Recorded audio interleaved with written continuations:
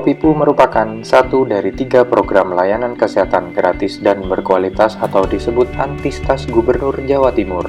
Kopipu merupakan kunjungan ke rumah keluarga dengan masalah kesehatan untuk memberikan konseling sesuai dengan masalah kesehatan. Kopipu dilaksanakan oleh bidan dan atau perawat di Pondok Kesehatan Desa atau Ponkesdes bersama unsur masyarakat seperti Fatayat, Muslimat Aisyah, PKK, dan lainnya.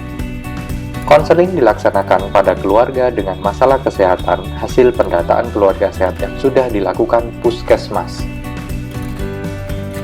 Persiapan yang dilaksanakan sebelum melaksanakan Kopipu adalah hasil pemetaan keluarga dengan masalah kesehatan di tingkat desa, rencana penyelesaian masalah kesehatan di tingkat keluarga, jadwal kegiatan kunjungan konseling di wilayah kerja Ponkesdes, checklist pelaksanaan kegiatan, dan alat pemeriksaan kesehatan sederhana seperti tensi, stetoskop, termometer, dan media untuk penyuluhan. Yang dilakukan saat kunjungan rumah adalah melakukan pemeriksaan masalah kesehatan yang ada, serta melakukan konseling dan pembinaan masalah kesehatan keluarga sesuai 12 indikator program Indonesia Sehat Pendekatan Keluarga.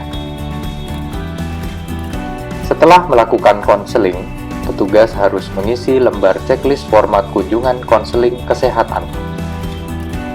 Setelah kegiatan kunjungan, petugas kesehatan harus membuat analisis masalah, menentukan dan melaksanakan rencana tindak lanjut untuk mengatasi masalah kesehatan,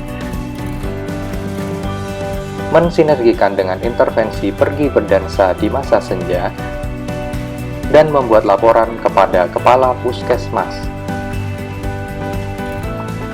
Diharapkan dengan program Kopipu dapat menyelesaikan masalah kesehatan tingkat keluarga, tercapainya target 12 indikator keluarga sehat tingkat desa, serta indeks keluarga sehat tingkat keluarga dan desa masuk kategori sehat.